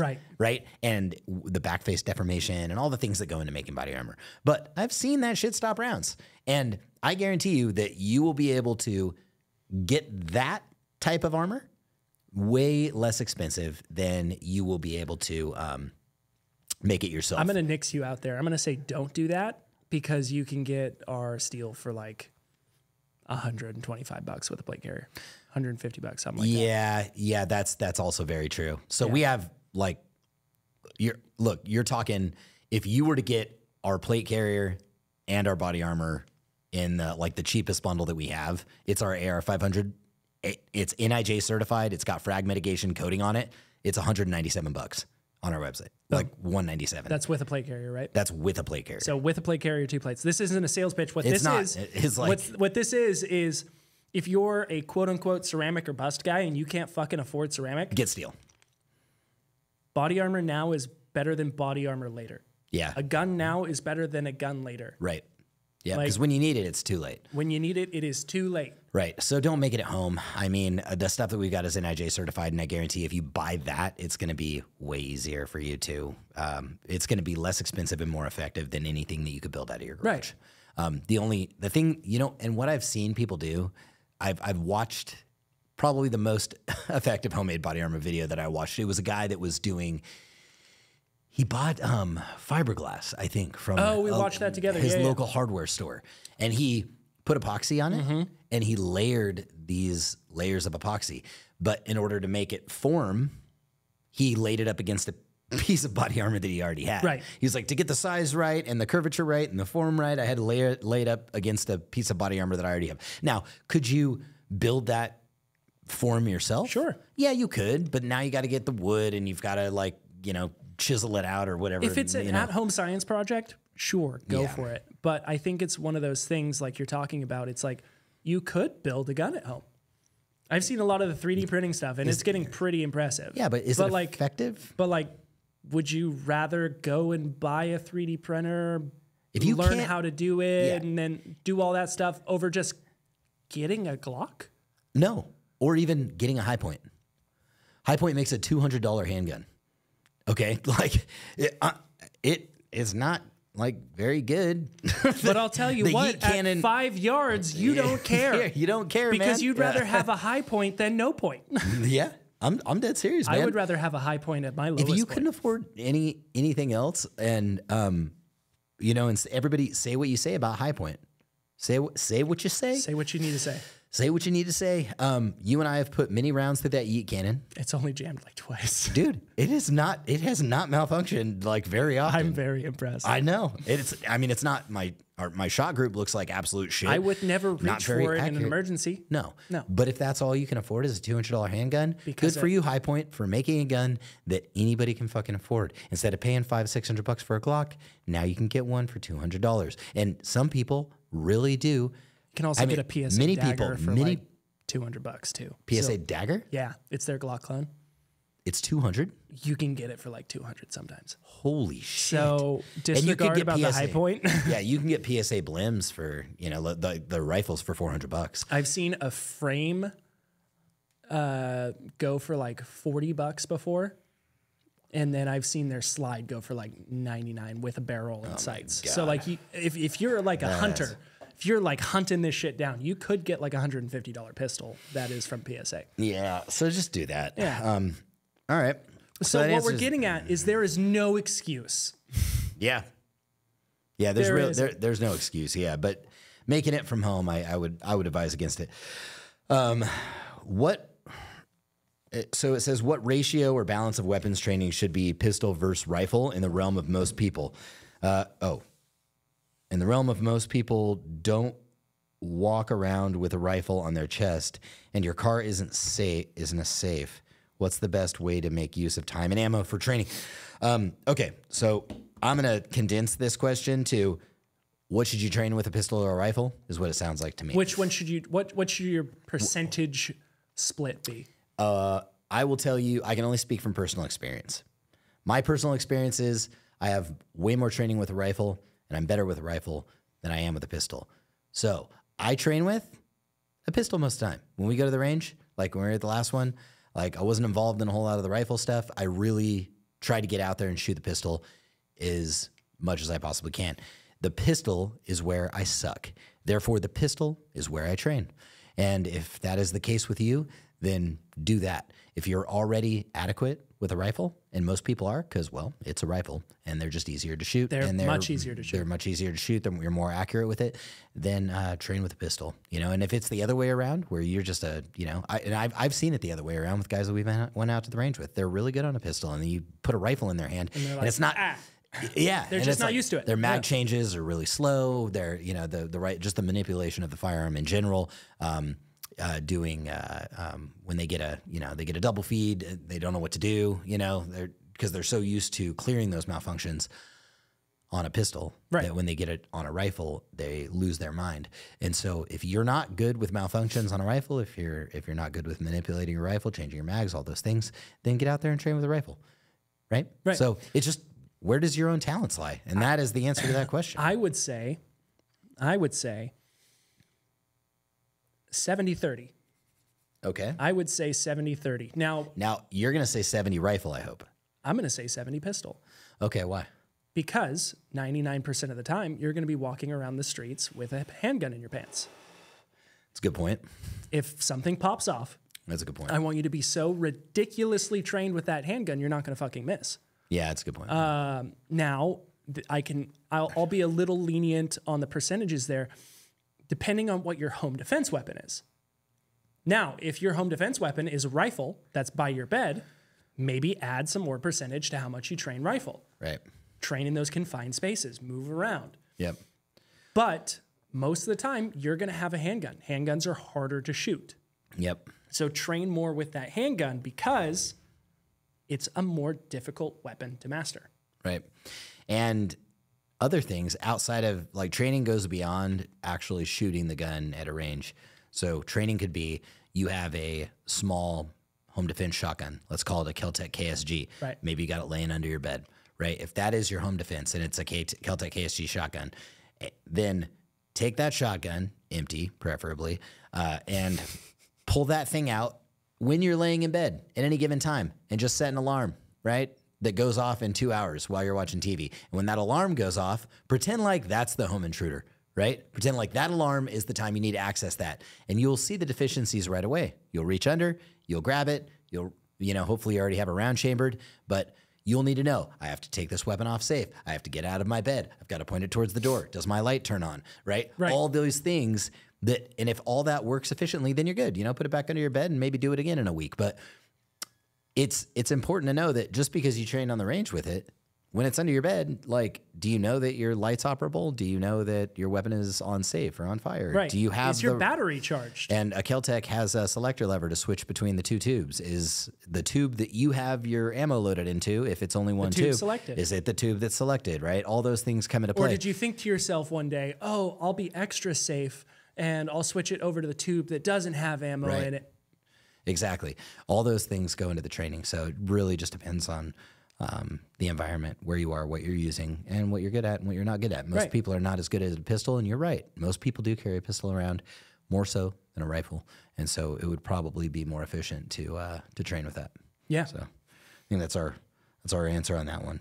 EDC sidearm, carrying something more concealable versus carrying something you are more effective with, regardless of the barrel length. I have a great answer for this. I would take the latter all day. It's what do you train with is the ultimate answer. If you're going to the range and you're training with your if you're going to the range and you're training with a full size Glock 34, right? Right. But your carry weapon is a Hellcat, right? You know what I mean? A completely different platform. Then I would say that's not a good idea. So I'm gonna say something a little bit different on this, but it has a caveat: carry what you will carry. Because I've known a lot of dudes who try and carry a fucking full size or full steel, full frame. And it's so uncomfortable. And it's so uncomfortable that within 2 days, they stop carrying it and they leave it at home. And I go, where the fuck's your gun? And they go, well, I left it at home because it's uncomfortable. And I said, you're a broke ass baby bitch. Yep. Baby ass broke bitch. Bitch. Just a baby back bitch. You're a baby back bitch. And so I go, carry what you're going to carry and what you will carry. But the caveat to that is now that's your primary training tool. So if, like, for example, like I like that example. If you have a Glock 34, right? Long boy, big gun, but your carry gun is a fucking Hellcat or a Glock 43. Yeah. No more. Right. Now your main carry gun or now your main training gun is your Glock 43 or your Hellcat. That's what you should be shooting. Because you need to be proficient with it. Yeah. Because as much as skills do transfer between guns, it's a lot harder to shoot those smaller guns. It is, yeah. So you need to be proficient with it. Yep. And that is both are good, really good insights. Carry what you will actually carry. But also carry a full size because you're much more proficient with them. Yeah. Yeah, absolutely. Yeah. Get used to it. Highly recommended. Mm-hmm. Yeah. Or a Glock 19. Yeah. And sometimes you don't have a choice, like depending on the weather, depending on what you're wearing, depending on the atmosphere for that day, you may have to be carrying two different firearms. So the answer to that is train with both of them. Yeah. This is an interesting one. Is cultural cohesion and or some form of conformance in behavior and thought important? If so, up to what point? Where do we draw the line? Humans are social creatures, thus we will affect each other, like it or not. You understand the premise of that? Are you basically, if I'm going to tell you what I think the question is asking, is it important that we all just get along? Or is it more important that we just kind of find our tribe and live within that tribe? I don't think it matters if we're all going to get along, because that'll never happen. Because some person's going to like the color red and some person's going to like the color blue. Cohesion by definition means living together in some level of harmony and respect, though. Oh, And so I think that that is required. Yeah. that is required. Yeah. I think that's absolutely required Yeah. because within our own ranks, it's the more we fight ourselves, the less we get to see the actual problem, which is and always will be the government.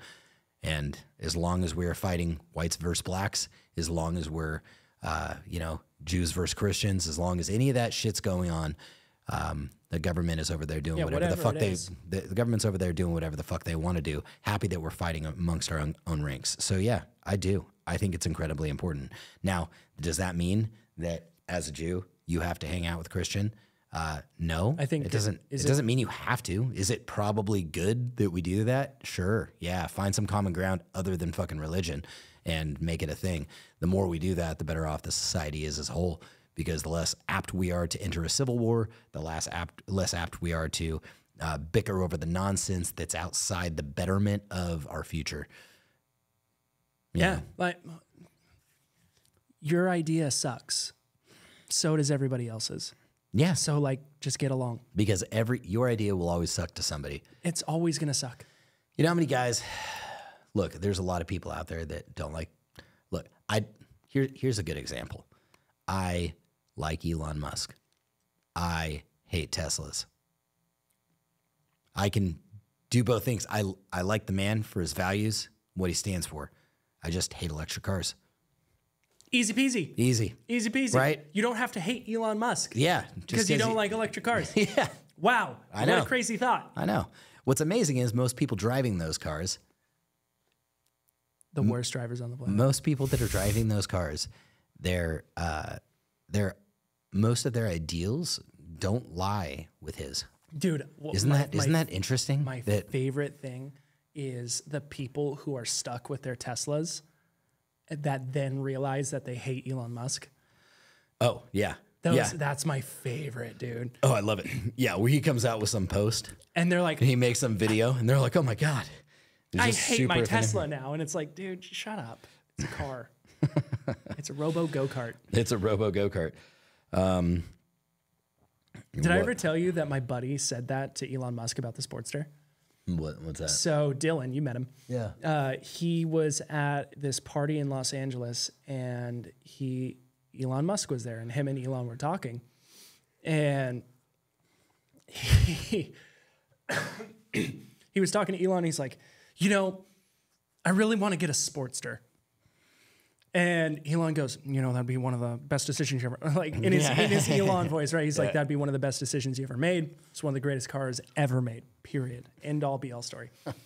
And Dylan, in his fucking Dylan ass way, just goes, oh no. I was talking about a 1958 Plymouth Roadster. Or Roadster, not Sportster, sorry. Yeah. And he's like, and Elon, from the story, he goes, apparently he looks at him and goes, what's wrong with this world? Yeah. And he looks over, he goes, I don't want your robo-ass go-kart. Like a robo kart. Yeah. I'm like, funny. damn, that's hilarious, dude. And I think we can end on this one. What can we peasants do to stand up peacefully yet have an impact, great and small, against corruption in our state and federal government? Are there... So that is a single question, but we're going to roll both these questions into the same thing because I feel like they don't really go together, but I'm going to say it anyway. Okay. Let's start with this one, and we'll finish on the last one. Are there other companies that you know that are starting to follow the Tacticon business model and principles? No, we're the only one that believes in the Second Amendment. Every other company doesn't believe in the Second Amendment. Only shop with us. So... But yes. no, seriously. Yeah. There have been... Well, sorry. Go ahead. Me, you. Go ahead. I was going to say, like, I don't know too much about the history of these companies to be able to say whether or not, it was us first or them first. And it really doesn't fucking matter. But I feel like I've seen more. Maybe it's just because we talk about it. Like when you start talking about a car or you see, like you drive a car. Yeah, when you buy a car, you see it everywhere. Yeah, maybe it's just that. I don't know. But I feel like I've seen much more of a wave recently in the 2A space of people who are starting to hold companies more accountable. I feel like before it was just kind of this blind, like, oh, you're a gun company or you're a gear company, or obviously we love you. but I feel like it's much more coming to a point. I would like to think we helped champion it, but of like, no. Are you for the Second Amendment and the citizen, or are you for the government? Right. Right. That's really what it comes down to. That are you here for the citizens, or are you making dirty back alley deals with the government? Right. You know, and I've seen a lot of companies be held accountable to that standard recently. Is your production prioritized for the government, or is your production, and I mean production, like actual production of equipment, do you have an infrastructure that is based on serving your government, or is your infrastructure, your production infrastructure, your machines, your equipment, the people within your institution, is that all built around government cheese? If it is, then you are not a Second Amendment company. If the government said you can't sell to the citizen tomorrow, are you going to listen? Right. Or are you going to give them the finger? Exactly. And that really sums it up. Are you a Second Amendment company, or are you not? Do you serve the citizen, or do you serve the government? And if more, I would venture to say that it's a simple 50-50 split, right? If 51% of the revenue generated in your company is generated by DoD the government and DoD contracts, then you are not a Second Amendment company. If the majority of, and that's the way I look at it. I mean, I may be wrong. Maybe that's my opinion. And again, this is subjective, but my opinion is if the majority of your business is predicated on serving the government, you're not a Second Amendment company. Period. I wouldn't go there. And You don't here's think why. so? No. The reason I would Offer say your dissenting opinion. is because the civilian market is larger than the DoD contracts. Always has, always will be. That's why DD opens their stuff up to civilians. It's because it's a larger market and they want more money. Okay. Right? It's a company. It has to make money at the end of the day to survive. That's what it does. But that's the reason why I wouldn't predicate it on that. That's why I kind of predicated on if the government said you cannot sell to the citizens tomorrow, would you say okay, or would you give them the finger? Got it. Right? Because I like that better. Yeah. I like that better. I'll concede. Concession. I would no, seriously. Yeah. I'll concede to that argument. I think that is a better way to look at that. Because I honestly think that even with how many contracts DD has, I think their civilian market's still bigger. Okay, and I know, and we all know how that would play out if the government said, "Hey, no more." I mean, they'd be like, "Okay." They're not in favor of abolishing the ATF. And if they're not in favor of abolishing the ATF, you're not a Second Amendment company. Yeah, that's for damn sure. That is for damn sure. That's for damn and sure, that's dude. Maybe even if you take it down one more layer, that's really the fundamental question. Are you or are you not for the abolishment of the ATF? If you are, Second Amendment company. If you're not, for the abolishment of the ATF, right? If you support the ATF in any capacity and you think that institution should still exist, a willingly support, because unfortunately, unwillingly, we all have to unwillingly support it. That's crucial here. But you're right. Yeah, if you willingly support the ATF, then you're not a Second Amendment company. No. Yeah. So I think that's even a better way to distill that down. Thumbprint, please, so I can read the last question. Okay. And now for the, so are there any other companies? I should see if we can get specific. Do you know of any that have reared their head lately? Any that have been up and coming? Oh, I did want to say this about that question. Are there any companies that you know that are starting to follow the Tacticon business model and principles? There may not be a lot of them right now. However, I will say this. To name one, PSA. PASA. PISA. Palmetto State Armory is definitely, although beholden to what would seem to be a board of directors, because they do have investors and things like that. I believe they are for the citizen and for the Second Amendment. Yeah. And they've staunchly said so, which is really cool. Yeah, they've said so. They've said so in private meetings with us. They have said so publicly, and they prove to do that. Their actions, their words are followed by actions by putting items into the market that are highly effective and very inexpensive, and there is a ton of value in their products. And I believe in my core that if anybody were to ever come forward from the government and say you are not allowed to sell to citizens, they would flip them off and say, absolutely not. Yeah. Here's what we're going to do. Oh, yeah. Right after I check with legal. Nice. But that's what happens. I mean, PSA is who they are because obviously because of their values. But when you grow to be a company of that size, and I want to follow all of this up by saying I wasn't knocking PSA to say that they are beholden to a board of directors, that they have to make their decisions based on these things. It is a company's decision to, in order for growth, in order to expand, in order to make as large of a footprint as they've made in the industry. Oftentimes it is very difficult to bootstrap that. And the reason why we are still as small as we are is because I refuse to take investment like PSA did. It doesn't mean PSA did anything wrong. No. It is a choice that they made in their own company to say, we're gonna take a private equity investment. But the problem is when you do that, those companies start making decisions for you, whether you like it or not, right? They start controlling the things that you can and can't say on social media. They start controlling whether or not you can do X, Y, and Z. And I never want that to happen to us. And look what happened to BRCC when they went public. Exactly what happened to Black Rifle Coffee Company when they went public. You're absolutely right. Yeah. Hey, we can't support Kyle Rittenhouse. We have to come out and publicly denounce what he did. What, like defend himself against people that were trying to kill him? We all saw the footage. Yeah. So it's one of those things where you kind of lose the autonomy in your own decision making once you do those things. It doesn't mean, like I said, that you did anything wrong. It just means that I will never go down that path because I don't ever want our values and our code of ethics and the culture that we built here to be compromised. So we will continue to have to bootstrap, right? I might take some lending from the banks to cover some inventory here and there, but I'm never going to allow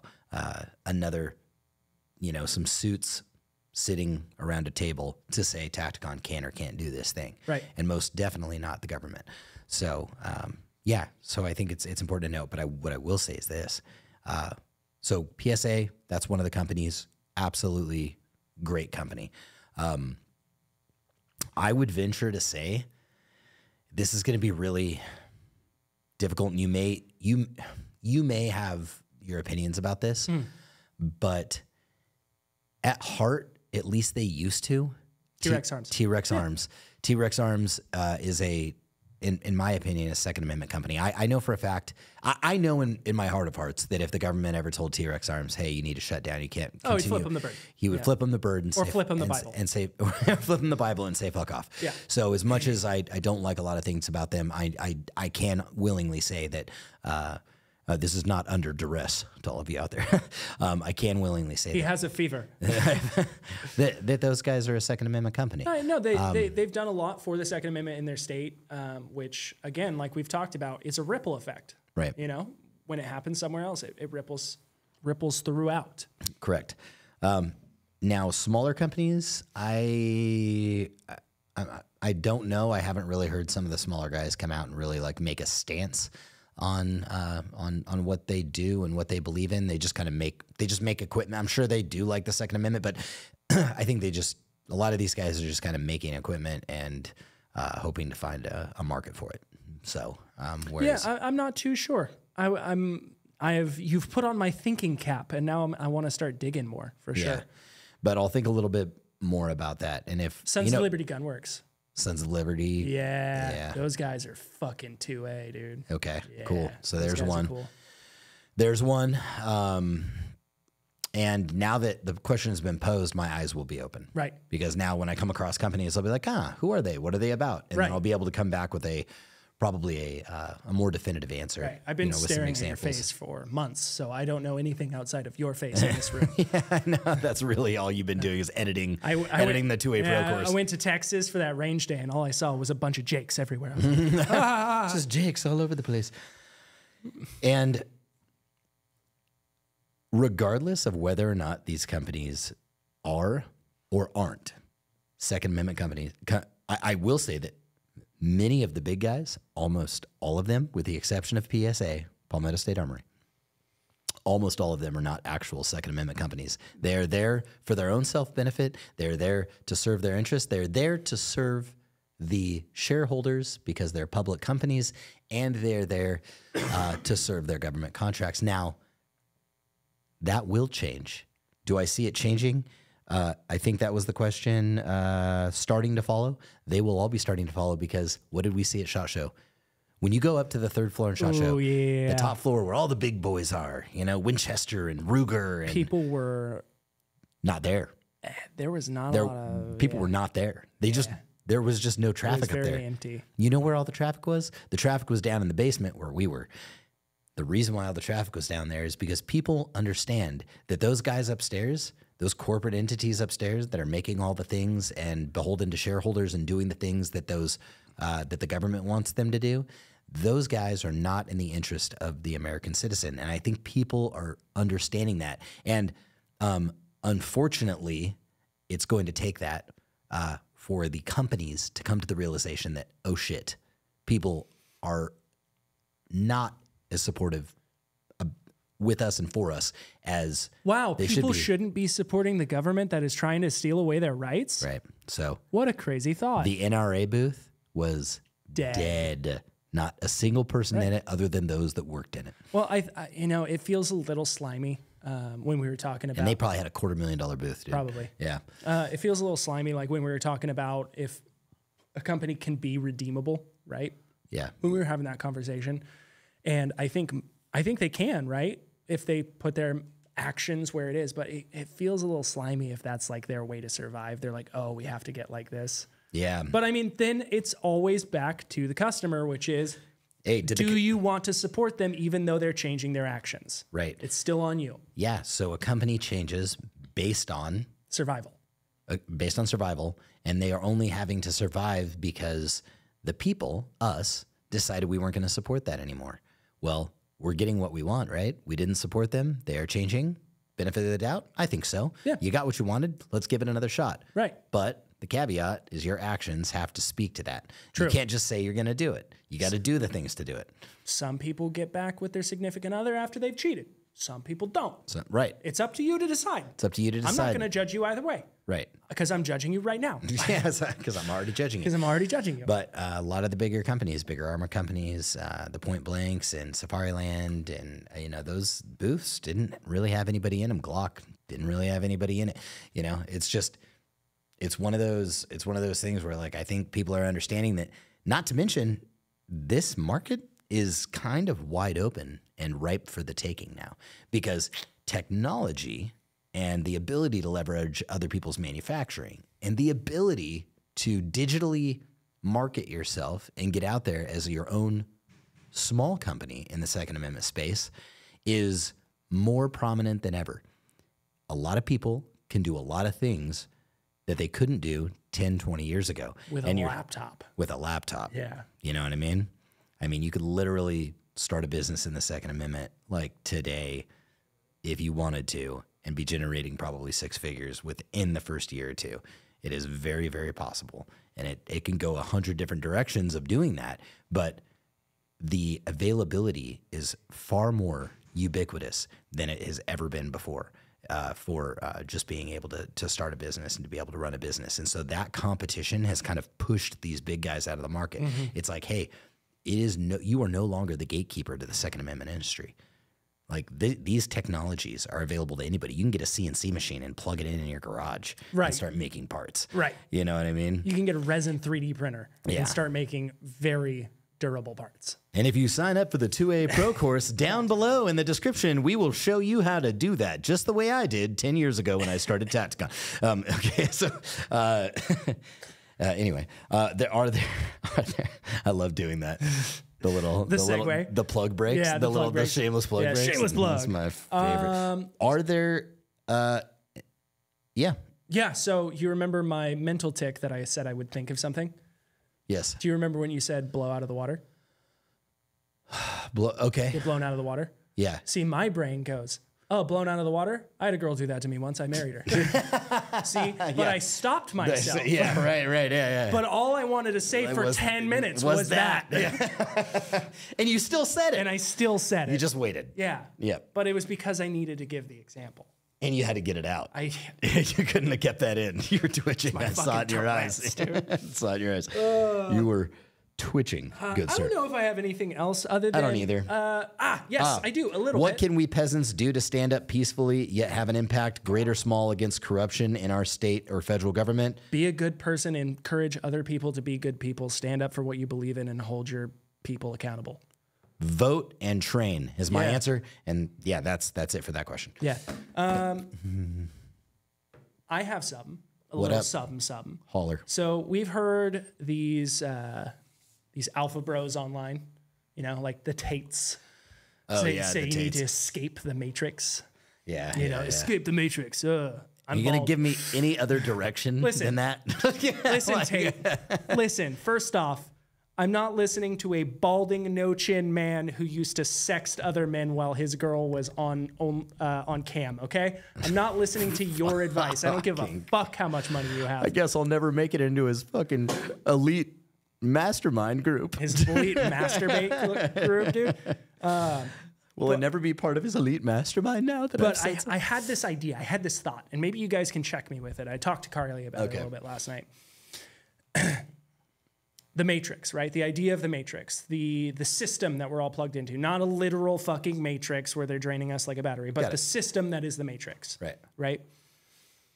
In the movie The Matrix, Neo didn't break out of the Matrix. He did not begin to control it until he accepted the Matrix for what it was and began playing the Matrix better than it could play him. So it's not when he was taken out of the pod, that's when his fighting got worse. But it was once he learned how to play the Matrix better than the Matrix could play him, is when he started dodging bullets and fucking blocking Agent Smith, right? Okay. So my thought process behind that is you hear this idea of like, or spouted on the internet, like, oh, you need to break out of the Matrix, you need to get out. It's like, no. You're in the Matrix. You can't escape it yet, at least.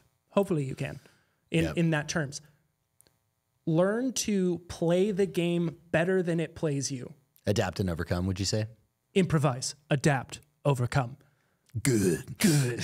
Just like Bear Grylls. Drink your own piss. And then after you drink your own piss, go stay in a four-star resort.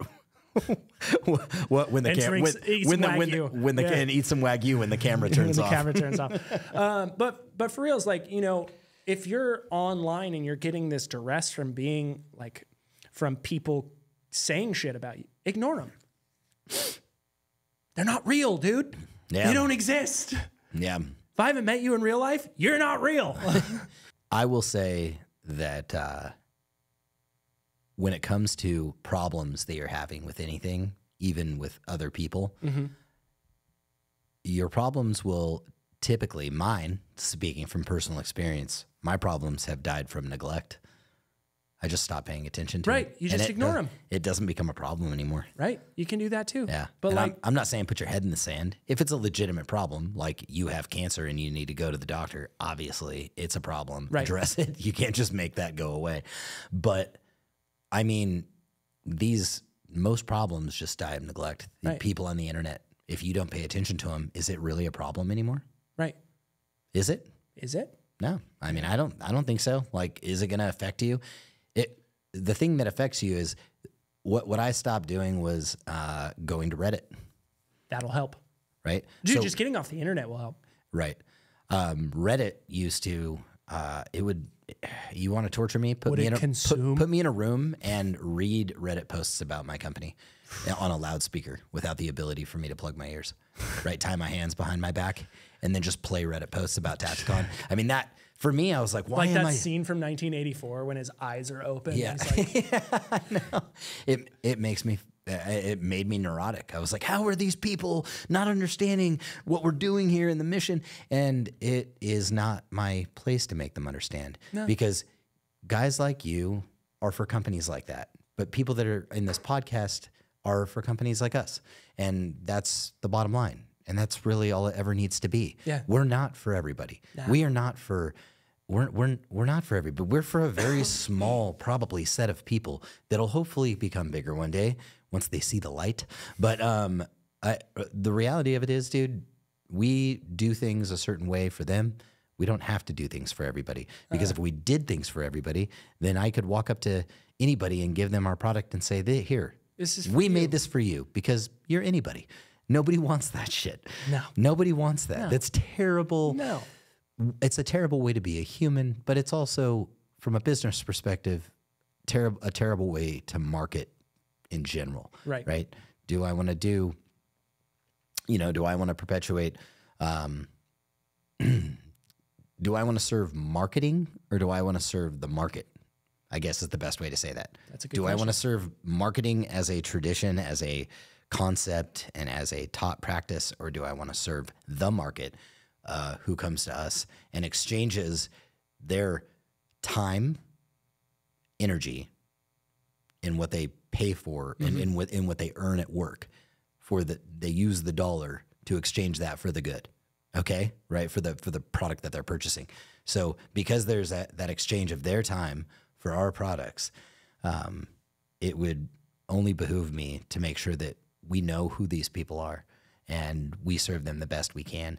And to the people that are on Reddit, fuck right off, man. Because Dude, they're not real. You're not. Doesn't it for feel me. better if you just say they're not real? You're not real. You're not even real. Yeah, you're just not a problem anymore. You're not a problem for me because I don't read what you have to say anymore. Right.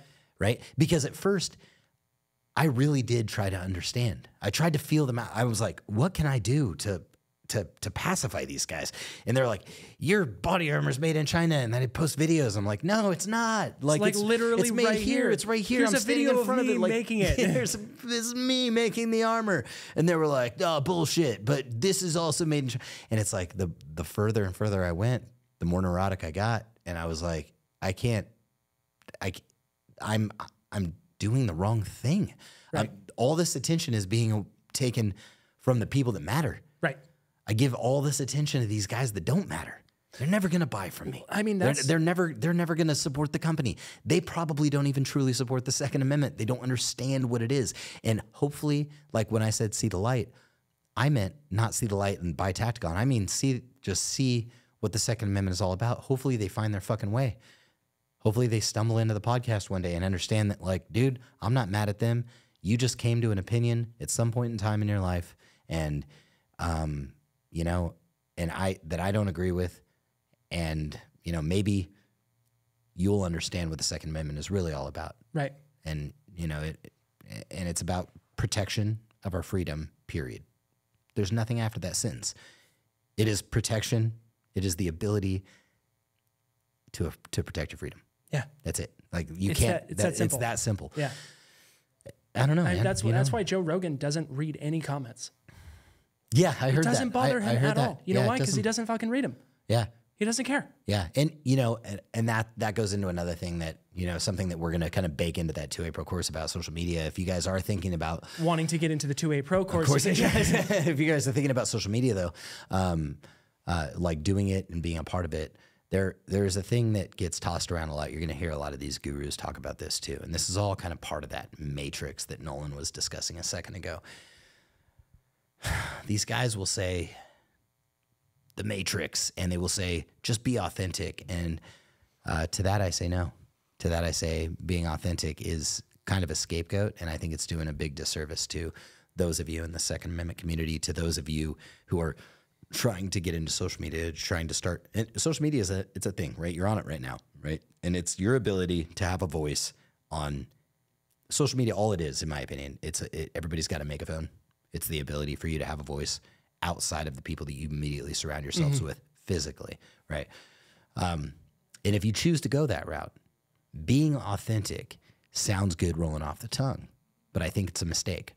And the reason why it's a mistake is, and this was an example that I heard from somebody arguing the same point. And so this idea isn't novel. This is me hearing somebody say this. It was in a book. Copycat. But it made all the sense to me in the world.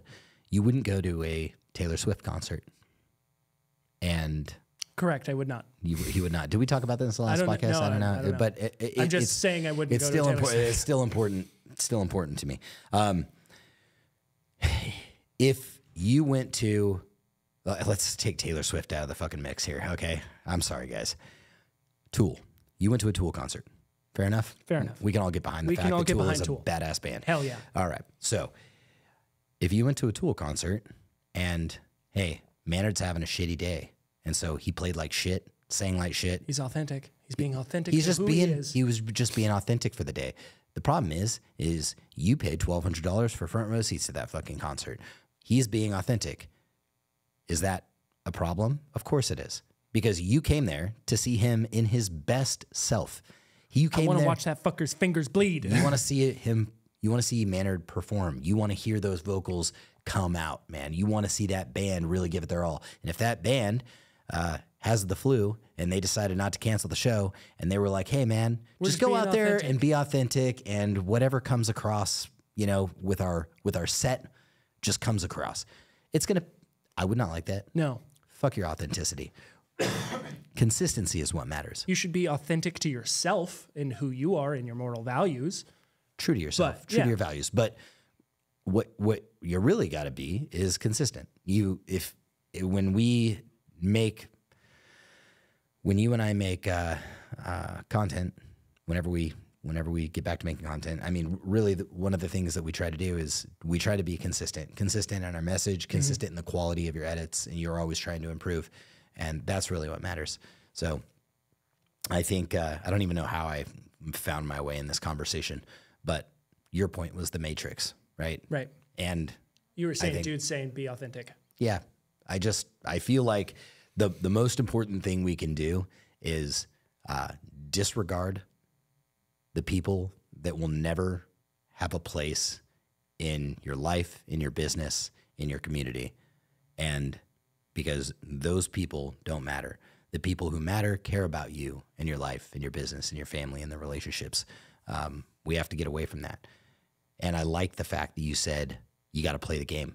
You got to play the game. If we're in this, if we have these rules and these laws and these things that we don't like, what do? Do we say, fuck it, I'm just going to follow them? Not necessarily. You play the game. You find the loopholes. You find the loopholes. There's you got reason. a problem with taxes? Figure out how to get your taxes lower by playing the tax game. Trump had a great, Trump v. Hillary, circa 2016. That was just one of the greatest debates I've ever seen. When they put him in a fucking arena together, that was hilarious. They put him in an arena together, and Hillary said, Trump doesn't pay any taxes, and he goes, yeah, I know. I don't pay taxes. You wrote the tax code. You wrote the tax code, bitch. And I enjoy the loopholes within your tax code that you wrote. For your donors. For your donors. Yep. And that's the greatest thing ever. And that, I think, really kind of sums up what you're talking about as far as play the game in the Matrix. Yeah, it's the same thing with YouTube, right? It's like YouTube, if you want to be on there, you have to play the game. Mm-hmm. There is no being on YouTube and not playing the game. Yeah, you have to. You have to play the game. That's a perfect. Play it better. That's what I was trying to circle back into the authenticity thing. I knew that's where I was going. It was that exact point right there. It's not about being authentic. It's about being consistent. Consistent in your message, in who you are, in the delivery of your material, and being consistent with the YouTube algorithm. You can do the things that YouTube wants you to do. Little advice. If you make a thumbnail and you make a claim before somebody clicks on that video saying, I'm going to do X, Y, and Z. X, Y, and Z has to be typically delivered within the first 5 seconds of that video because of retention. Do we like doing that as content creators? Absolutely not. No. It fucking sucks. Because I don't want to making thumbnails in general. Yeah. I fucking hate it. Yeah, it's annoying as shit. Yeah. But the thumbnail is the most important part of the video because if you don't click the thumbnail, then you don't watch the video. Right. So if I can't sell you on whether or not, because that's really what people are doing. They're saying, why are you worth the most valuable asset in my life? My time. My time. Right? You're not trying to get my money from me anymore. Maybe the money that I've invested that's making money without any of my time. YouTube is free. YouTube's free, baby. Why should I spend any of my asset? Why should I spend any of this currency that I'm never ever going to get back, which is time, with you? And you have to prove that. Deliver. You have to deliver on that. First, you got to get them to click it. Then you have to deliver on it within the first 5 seconds and hook them in. And then you've got to keep them there through a series of hooks, through a series of entertainment, right? You've got to change up what's going on every few seconds and keep it interesting and keep them watching. And hey, wait till the end of the video for this. And it's all, You know, it's all a big fucking game. It is. Can you still do it and get around those things? Of course.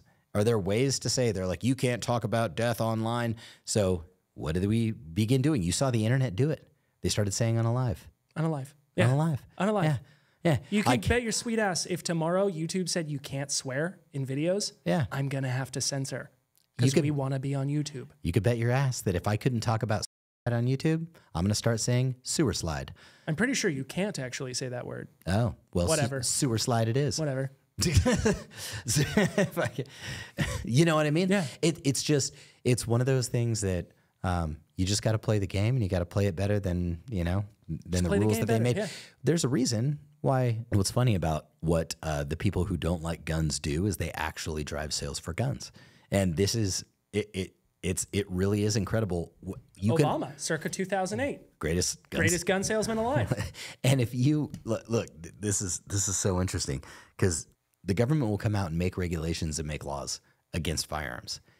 And what does it do? It creates this feeding frenzy for guns. Right. Because there's a fear wrapped into that people won't be able to purchase them. So what do? They go out and buy a bunch of guns. So more gun sales are made based on legislation preventing more gun sales. Interesting, right? Yeah. It's this machine that continues to perpetuate the actual problem it's trying to solve. Weird. It's almost like they probably have holdings in gun companies. I wouldn't fucking doubt it. Doubt it, dude. And so how do you get around these issues? You can't own hardly anything in California. Right. You can't get an MP5 in California. Now you can. Why? Because there's loopholes. You play the game better. There are loopholes. And there's a reason why inside of our 2 Alpha gun shop in Sacramento, Rancho Cordova specifically, we are able to sell MP5s, the 5-inch, the 8-inch, AK pistols, off-roster handguns like a CZ Shadow 2, PCCs, right? Because there's a specific loophole to because allow we played the game better. And because we played the game better. Because all the state of California is doing effectively is making, here's what they're doing. They're making it, they're creating scarcity. Mm-hmm. They're creating pent-up demand mm-hmm. because they don't allow any of these things in. And if you establish a business that finds a way around that, what do you have? You have a little bit of supply for a whole lot of demand. And it's, in effect, while it's bad for the Second Amendment, anybody can agree, if you play the game, it's really good for business. Right. Right? And I'm not advocating for it. I would much rather a free society that was able to get whatever the hell they wanted whenever they wanted it.